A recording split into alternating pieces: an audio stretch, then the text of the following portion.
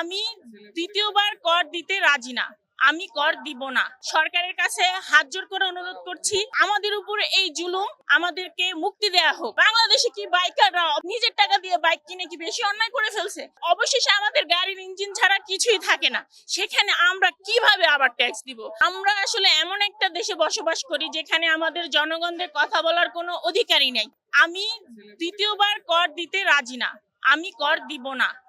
সরকারের কাছে হাত জোর করে অনুরোধ করছি, আমাদের উপর এই জুলুম, আমাদেরকে মুক্তি দেয়া হোক। দলের বিরুদ্ধে না, আমরা কোনো দলের পক্ষেও না, আমরা শুধু আমাদের অধিকার নিতে এখানে এসেছি। সো আমরা কর দিব না, আমাদেরকে দ্বিতীয়বার কর দিতে বাধ্য করবেন না, দয়া করবেন। আমরা আসলে এমন একটা দেশে বসবাস করি যেখানে আমাদের জনগণদের কথা বলার কোনো অধিকারই নেই। আর আমাদের বাইকাররা তো সবচেয়ে অবহেলিত। আমরা বাইকাররা হচ্ছি বাংলাদেশের সবচেয়ে অবহেলিত, যারা কিনা রাস্তায় বের হলে পুলিশের নজর থাকে বাইকের দিকে। তারপরে বিআরটি এর আমরা একটা ট্যাক্স দিয়ে চলি, তারপর আবার আমরা কোম্পানিদেরকেও একটা ট্যাক্স দিয়ে চলি। আমাদের অবশেষে আমাদের গাড়ির ইঞ্জিন ছাড়া কিছুই থাকে না, সেখানে আমরা কিভাবে আবার ট্যাক্স দিব? আমার প্রশ্নই একটাই। আর এই যে 2300 টাকা আর 3500 টাকার যে গড় মিলে 1100 টাকার, এটার সমাধান আমরা কোনোদিন পাইনি, তারপর আমরা কখনো প্রতিবাদ করিনি। কিন্তু এখন যখন আমাদের দেয়ালে পিঠ ঠেকে গেছে, এখন তো আমাদের রাস্তায় নামতেই হবে। আমরা তো রাস্তায় নামার কথা না। আমরা বাইকার, আমরা ফিমেল বাইকাররা সবসময় আমাদের যানবাহন নিয়ে যাতায়াত করতে সমস্যা ফেস করি। অনেক ধরনের হ্যাসেল হয় আমাদের বাইকে। আমরা যৌন শিকার, অন্যান্য যানবাহনে আমরা সেফ না, সেখানে আমরা পার্সোনালি ইউজের জন্য একটা জিনিস ইউজ করব। এখন তো যে অবস্থা, তাতে তো মনে হচ্ছে যে আমরা শাড়ি কিনবো, সেটাতে ট্যাক্স দিতে হবে। অলরেডি দেই তো, আমরা ভ্যাট দেই।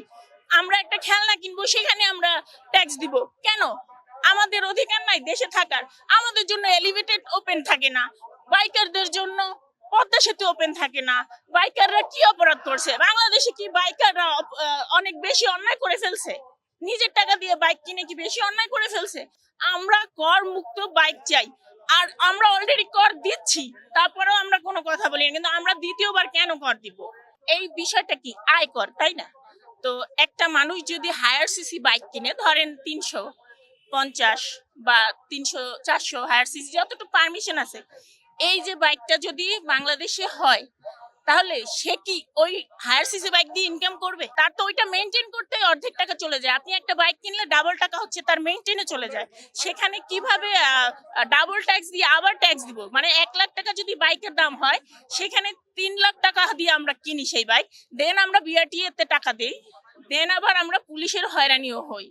আমরা চাই যে আমাদের অধিকার আমরা যতটুক সরকারকে দেবার ততটুক দিয়েছি, আমরা আর দিতে পারবো না।